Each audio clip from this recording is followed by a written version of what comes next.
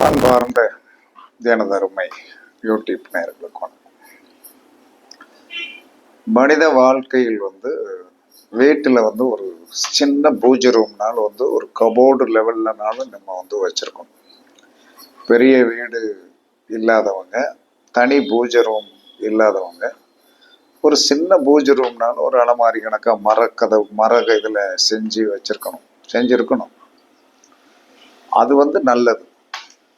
நம்ம எல்லாரும் நினைச்சிட்டு இருக்கோம், கிரக நிலைகளை வைத்துத்தான், கிரக நிலைகள் நல்லா என்ன செய்யும், ஊழ்வினை அப்படிங்கிறதெல்லாம் நீங்க நினைக்க வேண்டிய அவசியம்லாம் கிடையாது. ஊழ்வினைக்கு அப்பாற்பட்டு அந்த ஊழ்வினையை மீறி ஒரு மனிதன் செல்வாக்குடனும் சொல்வாக்குடனும் கண்டிப்பாக தன்னுடைய குடும்பம் நன்றாக இருக்க அவனால் ஒரு வழிபாட்டால் ஒரு பெரிய வெற்றி பெற முடியும் என்று சாஸ்திரத்தில் நிரூபித்து காட்டியிருக்கிறார். ஆமா, என்ன பண்றது, அதாவது நம்மளுடைய பிறப்பில் ஜாதகம் சரியில்லை, ஜாதகம் சரியில்லைன்னு ஜோதிடரே சொல்லிட்டாரு, நமக்கும் அப்படித்தான் இருக்குது. அப்ப நம்ம என்ன பண்றது, இப்படித்தான் இருக்கணுமா அப்படிங்கிற ஒரு கேள்விக்கு ஒரு பதில் என்ன தெரியுமா, இப்படித்தான் இருக்கணுமா அப்படிங்கிறதுல எந்தவித சாஸ்திரமே கிடையாது. இப்படியெல்லாம் இருக்கணுமாங்கிற எந்த ஒரு சாஸ்திரமே கிடையாது. நான்லாம் பிறந்த அமைப்பின்படி ரொம்ப ஒரு கூலிக்கார குடும்பம் தான். எனக்கு தெரிஞ்சு எங்க அப்பா அன்னன்னைக்கு போயிட்டு வந்தா தான், அன்னன்னைக்கு காலையில எழுந்துச்சு போவாங்க, எப்படியோ பணத்தை கொண்டு வருவாங்க. அதை வச்சுதான் நாங்கெல்லாம் வளர்ந்தோமே தவிர நாங்க பெரிய ஃபேமிலியில பிறக்கல. அப்ப அந்த ஜாதகம் நான் பிறந்த பிறகு எங்க வீட்டில் வறுமையை கண்ணால் நான் பார்த்தது உண்டு. வறுமையை கண்ணால் பார்த்தேன். இப்போ வறுமையில் கண்ணால் பார்த்த ஒரு அமைப்பு, அப்படி ஒரு ஜாதகம் தான். பெரிதாக என்ன சொன்னானே, இன்னைக்கு சூரியனுக்கு 2 பகலில் பிறந்து சூரியனுக்கு 2 கேது இருந்தான்னா தகப்பனை வலிமையாக்க விட மாட்டான். தகப்பனை ஓச்சிருவான்.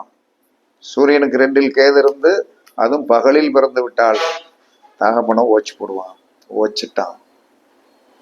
அப்போ ஓச்ச பிறகு என்னென்ன என்ன சொன்னான்னா, ஒரு வேலை கிடைக்குது. அப்பா இருக்கும்போதே ஒரு வேலை கிடைக்குது. இந்த கதையை சொல்றதுக்கு என்ன சார், நல்ல அற்புதமான, நாம எப்படி முன்னேறணுங்கிறத உங்களுக்கு சொல்லணும் இல்லையா. அது ஒரு கதையா எடுத்துக்கிடாதீங்க, ஒரு பரிகாசமெல்லாம் எடுத்துக்காதீங்க. அப்ப எங்க அப்பா இறக்கிறதுக்கு முன்னாடி எனக்கு 6 மாசத்துக்கு முன்னாடி ஃபாரஸ்ட் டிபார்ட்மெண்ட்ல வேலை கிடைக்குது. சந்தோஷம். ஆனால் 6 மாசத்துல இறந்துடுறாங்க. இறந்த பிறகு என்ன செய்யறோம்னா வேலை பார்க்குறோம். பார்த்து என்ன சொன்னா, எங்க அப்பா இறந்த பிறகு எனக்கு ஒரு என்ன தோணுச்சுன்னா, நம்ம அப்பா இறந்த அந்த அமாவாசையில தான் இறந்தாங்க, மார்கழி அமாவாசையில. அதுல வருடம் என்ன சொன்னான்னா, நான் திதி கொடுக்கறதுன்னா அந்த 30 வருஷத்துக்கு முன்னாடி ஒரு திதி எப்படியோ கொடுத்து ஒரு 10 பேருக்கு நாள் என்ன சொன்னா சோப்பாடு விடுவேன் வீட்டுல. இப்படி ரெகுலரா செய்வேன். 10 பேருக்கு சாப்பாடு, 10 பேருக்கு ரெகுலரா சாப்பாடு போடுவேன். அப்படியே போட்டு அந்த சாப்பாடு போட அது ஏதோ ஒரு வளர்ச்சி தெரிஞ்சது. அப்படியே சொன்னா கொஞ்சம் வளர்ச்சி வந்தவன என்ன சொன்னா, குலதெய்வத்தை நல்லா, அதுக்கு பிறகு கல்யாணம் ஆச்சு. கல்யாணம் ஆன பிறகு என்ன சொன்னா, குலதெய்வத்தை என்ன சொன்னா, மனைவியோடு போய் குலதெய்வத்தை வருஷம் அந்த மாசி சிவராத்திரி அன்னைக்கு போறது கரெக்டா போனோம். அப்ப இங்க திதி குடிக்கிறத கரெக்டா கொடுத்தேன். மாசி சிவராத்திரி போய் கரெக்டா சாமி கும்பிடுறது. கொஞ்சம் வளர்ச்சி, மனைவி பிறகு சம்பாத்தியம், அவங்க உத்தியோகம் பார்த்ததுனால சம்பாத்தியம் வலிமையாச்சு. வலிமையாக போன கொஞ்சம் ஆன்மீகம். அந்த ஆன்மீகத்திற்கு என்ன சொல்றான்னா, என்னைக்கு சித்தர் வழிபாடை கையில் எடுத்தனும், எல்லா கிரகமும் ஆஃப் ஆச்சு. மைனஸான கிரகத்தை எல்லாம் சித்தர் வழிபாடு பண்ணிட்டு வந்தாச்சுனாலே ஆஃப் ஆயிரும். அப்ப அதை கரெக்டா பிடிக்க ஆரம்பிச்சோம். அதை கரெக்டா பிடிக்க ஆரம்பிக்க என்ன சொல்றான்னா, அங்க தர்மம் அங்க தானம் தர்மம் பண்ண நம்மளுடைய கர்மாக்கள் பூரம் குறைஞ்சது. அதனால கண்கூட தெரிஞ்சது. அதே மாதிரி ஒரு வர்க்கம் என்ன சொன்னான்னா, கீழே விழுந்துருச்சு, தலை கீழே விழுந்துருச்சுன்னா அதுக்கடுத்த தலைமுறை தலை எடுக்கும். அதுல இருந்து ஒரு 3 தலைமுறை நல்லா இருக்கும். அந்த மூணாவது தலைமுறையில வர்றவன் வந்து என்ன சொன்னா, அந்த முன்னாடி உள்ள தலைமுறை உள்ளவர்களுடைய நடைமுறையை கடைப்பிடிச்சான்னா அது வாழையடி வாழையா நல்லா இருக்கும். நம்ம யாரும் கடைப்பிடிக்கிறது இல்லை. எந்த ஊழ்வினையும் ஜெயிக்க முடியும். என்னுடைய தனிப்பட்ட கருத்து, எந்த ஊழ்வினையும் ஜெயிக்க முடியும். கரகத்தையே பிடிச்சி தொங்கிட்டே கிடக்காதுங்க. பொழுதன்னைக்கு சனி வந்துட்டாரு, அங்கே உட்காந்துட்டாரு, இவளை இருந்துட்டாரு அப்படின்னு நினைச்சிட்டு இருக்காங்க. எந்த ஒரு மனிதன் உங்களுக்கு எது பிடிக்குதோ அந்த ஜீவ சமாதியை வழிபாடும். எந்த ஜீவ சமாதினாலும் சரி, அந்த ஜீவ சமாதி அது 18 சித்தர்களில் ஒருத்தரா இருக்கணும். நீ வேற ஏதாச்சும் போய் நான் அங்க பிடிச்சேன் இங்க பிடிச்சேன், அது 18 சித்தர்களில் ஒருத்தராக இருக்கணும். அவருடைய வழித்தோன்றலாக இருக்கணும். அப்படி இருக்கிறவர் நீங்க பிடிச்சீங்கன்னா கண்டிப்பாக என்ன சொன்னா உங்களால முன்னேற முடியும். அப்ப இப்ப நம்ம வந்து ஒரு சாதாரண பாமர மக்கள் கூட நல்லா இருக்கையா அப்படின்னு சொல்லுவதற்கு என்ன செய்யணும் அப்படின்னா, டெய்லி காலையில ஆண்களோ அல்லது பெண்களோ யாராவது ஒருத்தர் பொறுப்படுத்துக்கணும். டெய்லி ஒரு மஞ்சள் பிள்ளையார் பிடிக்கணும். ஒரு மஞ்சள் பிள்ளையாரை பிடிச்சு, ஒரு எப்பயுமே சில்வர் தாம்பாளத்தை யூஸ் பண்ணாதீங்க, பித்தளை தாம்பாளத்தை யூஸ் பண்ணுங்க. அதில் அந்த மஞ்சள் பிள்ளையாரை பிடிச்சி வச்சு 2 வெத்தலை, ஒரு பாக்கு, ஒரு ரூபா காயின்ஸ் வைங்க. வச்சு வந்து என்ன சொன்னான்னா, அதற்கு சந்தனம், மஞ்சள் பிள்ளையாருக்கு சந்தனம் குங்குமம் வைங்க, தீபதூபம் காட்டுங்க. அவ்வளோதான், முடிஞ்சு வச்சு. இது என் வேலை முடிஞ்சிச்சுடா சாமி, அவ்வளோதான் நீ பார்த்துக்கோ அப்படின்ட்டு வந்து உங்கள் வேலையை பார்த்துக்கலாம். இது ரெகுலராக பிடிக்கணும். அந்த பிள்ளையார மறுநாள் என்ன செய்யணும், உங்கள் வீட்டில் வந்து என்ன சொன்னாங்கன்னா, அந்த பூஜை பொருட்கள் வந்து என்ன சொன்னா, சாமிக்கு போட்ட பூ எல்லாம் போட்டது அந்த அந்த அதுக்குன்னு ஒரு தொட்டி டப்பா வச்சுருக்கேன், அதில் போட்டுருங்க. எனக்கே தண்ணியில் போகும்போது போட்டுருங்க.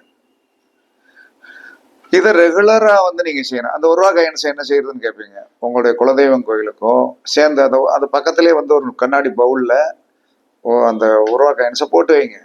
போட்டு வச்சுட்டு கோவிலுக்கு போனீங்கன்னா பூ வாங்கிட்டு போங்க, கோயிலுக்கு போனீங்கன்னா தேங்காய் வாங்கிட்டு போங்க. இந்த மாதிரி இதுகளுக்கு தான் அதை யூஸ் பண்ணணும். இல்லைன்னா குலதெய்வம் கோயில் உண்டியில் போய் உண்டியல் போடுங்க. இதை யார் ஒருவர் ஒரு மஞ்சள் பிள்ளையார் பிடித்து சந்தன குங்குமம் வச்சு, அதை தாம்பாளத்தில் தான் வைக்கணும், வெங்கல தாம்பாளம் அல்ல பித்தளையில் தான் வைக்கணும். அவருக்கு முன்னால் 2 வெத்தலை, ஒரு பாக்கு, ஒரு ரூபா காயின்ஸ் வச்சிடணும். இது ரெகுலராக நீங்கள் செஞ்சுட்டு வாங்க. கர்மா குறையும், கண்கூடாக குறையும். அதற்கடுத்து வெள்ளி செவ்வாயில் வெள்ளிக்கிழமை நைட்டு ஒரு வெங்கல செம்பில் 2-3 ஸ்பூன் மஞ்சப்பொடி போடுங்க. தண்ணி ஊற்றி பூஜை ரூமில் வச்சுருங்க. வச்சு நல்லா கலக்கி விட்டுருங்க. மறுநாள் காலையில் வெள்ளி செவ்வாயில் கண்டிப்பாக வைக்கணும். வெள்ளி செவ்வாயில் வந்துக்கிட்டு எந்த ஒரு மனிதனுமே இன்று வரை தான் வீட்டுக்குள்ளே எல்லாம் தூத்துருப்பான், காம்பவுண்டுக்குள்ளே எல்லாம் தூத்துருப்பான். வீட்டை சுற்றி என்னைக்காவது நீங்கள் கவனிச்சிருக்கீங்களா? வீட்டை சுற்றி பார்த்தீங்கன்னா சில பேர் வீட்டுகளில் வந்து என்ன சார் கன்றாவியாக இருக்கும். ஏன்னா இவன் தாளை அங்கேயே போட்டிருப்பான், எதிர்த்த வீட்டுக்காரன் தாளை அங்கேயே போட்டிருப்பான்.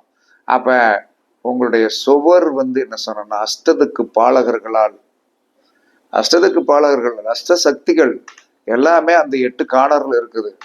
என்னைக்காவது நீங்கள் வந்து என்ன சொன்னா, இந்த அஷ்டத்துக்கு பாலகர்களையும் அஷ்ட சக்திகளையும் நீங்கள் வந்து இந்த இடத்துல இருக்கிறது என்று பார்க்கிறீர்களா? பார்க்கறதெல்லாம் கிடையாது.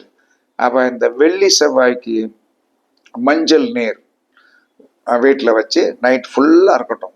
நைட்டு தான் இரவுக்கு வந்து சக்தி அதிகம்.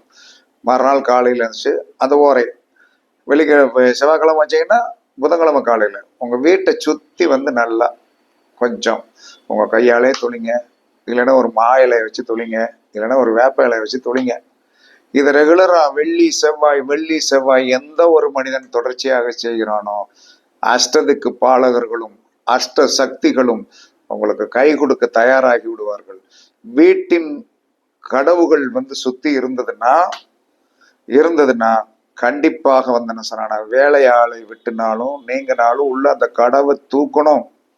கடவை தூத்து அந்த கடவை சுத்தமா வச்சிருக்கணும். அந்த கடவுக்குள்ள நடந்து போனால் அந்த கடவு என்பது என்னது? கேது. அது ஒரு சந்து கணக்காக தானே இருக்கு. இப்ப எல்லாமே வந்து 1.5 அடி விட்டானுங்க. இப்ப எல்லாம் 1 அடி தான் விடுதான். அந்த முட்டுச்சந்தே அவனுக்கு தருத்துறான். அவன் உள்ள நடந்து போகும்போது வந்து இடிக்கக்கூடாது. நாளைக்கு ஒரு ஏணி விட்டு வெள்ளை அடிச்சாலும் அங்கே இடிக்கக்கூடாது. அந்த அளவுக்கு பண்ணணும். ஏன்னா அந்த இடத்துல நீங்கள் வந்து அஷ்டத்துக்கு பாலர்களையும் அஷ்ட சக்திகளையும் மதிக்காமல் அங்கே குப்பை கூலங்களை போட்டு வைக்காதீர்கள். போட்டு வச்சீங்கன்னா உங்களுக்கு தருத்திரம் கண்டிப்பா தாண்டவமாடும். எங்க வீட்டுல எல்லாம் கடவுள்லாம் ஜெயிலில் பார்த்தேங்கன்னு வைங்க, வேலைக்காரன் வச்சிருக்க தூத்து தூத்து சுத்தம் பண்ணிடு அப்படின்ட்டு. ஆமா, ஒரு நாளைக்கு வேலைக்காரன் எக்ஸ்ட்ரா வேலை பார்க்கும்போது ஒரு 100 ரூபாய் கையில கொடுத்தாச்சுன்னா வந்து 4 புரோட்டா வாங்கி சாப்பிடப்பா அப்படின்னா முடிஞ்சு வச்சு செஞ்சிருவாங்க. அப்ப இந்த மஞ்சள் தண்ணியை தொளிக்கணும், வெள்ளி செவ்வாய்க்கு தொளிக்கணும். வெள்ளி செவ்வாய் வீட்டில் இருக்கின்ற நபர்களுக்கு திருஷ்டி சுத்தி போடணும். யார் செய்யறோம்? அப்ப அந்த திருஷ்டியை சுத்தி ஒரு 3 சூடமோ ஒரு 6 சூடமோ ஒரு 8 சூடமோ எடுத்து எல்லார் தலையும் வந்து வலம் 3 இடம் 3 சுத்தி கலக்காம நிறுத்தி வச்சுட்டு நைட்டு படுக்க போகும்போது வாசல்ல வச்சு நல்லா எரிங்க. அப்ப ஒவ்வொருத்தருக்கு மேலே வந்து என்ன சொல்லணும், திருஷ்டி இருக்கும். அந்த திருஷ்டியினால் இருக்கிற பிரச்சனை தீர்ந்துரும். அதுக்கடுத்து என்ன சொல்லலாம்னா வந்து வீட்டின் தலைவாயில் இருக்கு இல்லையா, மரத்தலைவாயில் உள்ள இருக்கிற, வெளியே இருக்கிற அந்த இரும்பு இதுக்கு கிடையாது, உள்ள இருக்கிற கண்டிப்பாக என்ன சொன்ன மரத்தலைவாயில் ஒண்ணு வச்சிருப்பீங்க. அந்த தலைவாயில்ல வெள்ளி செவ்வாய்க்கு வந்து என்ன சொல்றான்னா கீழே வந்து என்ன சொன்னா ஒரு அகல் விளக்கு மண் கிளியஞ்சிட்டுல விளக்கு கண்டிப்பா எரியும். கார்த்திகை தீபத்து அன்னைக்கு தான் வந்து என்ன செய்ய ஏத்தணும், எந்த சட்டமும் கிடையாது, அது வருடத்தின் ஒரு நாள்.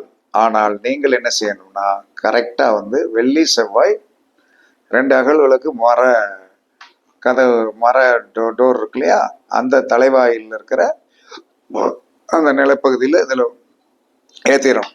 இதை எந்த ஒரு மனிதன் ரெகுலரா செஞ்சுவாங்க, உங்க வீடு பூஞ்சோலையாக மாறும். பூஞ்சோலையாக மாறும். இதுல எந்த வித மாற்று கருத்துமே கிடையாது. சும்மா நம்ம வந்து ஒரு பிரின்சிபிளா எதையுமே செய்யறது கிடையாது. இப்ப நான் இவ்வளவு பேசுறேன்னா ஒரு பிரின்சிபிள் என்பது ஆன்மீகத்தில் உண்டு. அந்த பிரின்சிபிள் என் கையாலே செய்வேன். கோயிலுக்கு போக வேண்டிய நாள்ல கண்டிப்பா போயிடுவேன். ஏன்னா நம்ம வாழணும். அப்ப நம்ம போய் வந்து நம்ம கையில வந்து பிள்ளைகள் இன்னும் கடைசி வரைக்கும் வாங்கி சாப்பிடணும், பிள்ளைகள் கையால நம்ம வாங்கி சாப்பிடக்கூடாது அப்படிங்கிற ஒரு வைராக்கியத்தை வைக்கணும். உனக்கு என்ன வேணும் நான் தாரேங்கணும், இல்லை நான் உங்களுக்கு தாரேங்க, வேண்டாம் நீ வச்சுக்க அப்படிங்கிறது. அதுதான் நம்மளுடைய கெட்டிக்காரத்தனம். இதுக்கு என்ன, இதுல என்ன பெரிய எத்தனை 1000 கோடி இதுல செலவழிக்க போறீங்க? நீங்க விட திருவண்ணாமலை கிரிவலம் போறீங்க, அங்க போறீங்க, இங்க வீடே கோயில். உன் வீட்டுல இருக்கிற அஷ்டத்துக்கு பாலகர்களை நினைச்சுப்பார். ஏன்னா அந்த கார்னர்ல தானே இருக்கும், உள்ளுக்குள்ள அவுட் ஆஃப் ஸ்டேஷன் தான் அவங்களுடைய வேலை. அவுட் ஆஃப் ஸ்டேஷன்ல வந்து என்ன சொன்னாங்க, யாருமே கவனிக்கிறது கிடையாது, எதையும் செய்வது கிடையாது. அது பாட்டுக்கு என்னமோ வந்து ஒரு வீட்டுக்குள்ள நம்ம இருக்கோம், நம்ம வீட்டு சுற்றுப்புறத்தை நம்ம வந்து கவனிக்க கிடையாது. என்னைக்கு வந்து என்ன சொன்னா சுற்றுப்புற சூழ்நிலை சரியாக இருந்தால் அங்க இருக்கிற காற்று தான் நம்ம வீட்டுக்குள்ள வருது. அப்ப அந்த பிரின்சிபலை கரெக்டா கடைபிடிக்கணும். ஜன்னல்கள் அந்த இதுல திரைச்சீல்கள் என்ன வந்து ஒரு 15 நாளைக்கு ஒருக்கு மாத்தணும், இதெல்லாம் யாரும் செய்யறது கிடையாது. ஏன்னா கால சூழ்நிலையில் அப்படி இருக்குது. உங்களுடைய வெற்றிக்கு உங்களுடைய வீட்டுல இதை செய்தீர்கள் என்று சொன்னாலே நீங்கள் சிறப்பான ஒரு அமைப்புக்கு வந்து வெற்றியாளராக வர முடியும் என்று சாஸ்திரம் சொல்லுகிறது. இதை பரிச்சித்து பாருங்கள், உங்களுக்கு வந்து என்ன சொன்ன வெற்றி கிடைக்கும் என்று கூறி கண்டிப்பாக நீங்களும் ஒரு வெற்றியாளராக பண முடை இல்லாமல் சங்கடம் இல்லாமல் வருவதற்கு வாழ்த்துக்கள் கூறி உங்களிடமிருந்து விடைபெறுவது சிப்பிப்பாறை ஜோதிடர் சாதி ராகவன் ஜெயபாலாஜி. சுகமே சூழ்க, சுகமே சூழ்க, வாழ்க வளமுடன், வாழ்க வளமுடன். வணக்கம், வணக்கம், வணக்கம், வணக்கம்.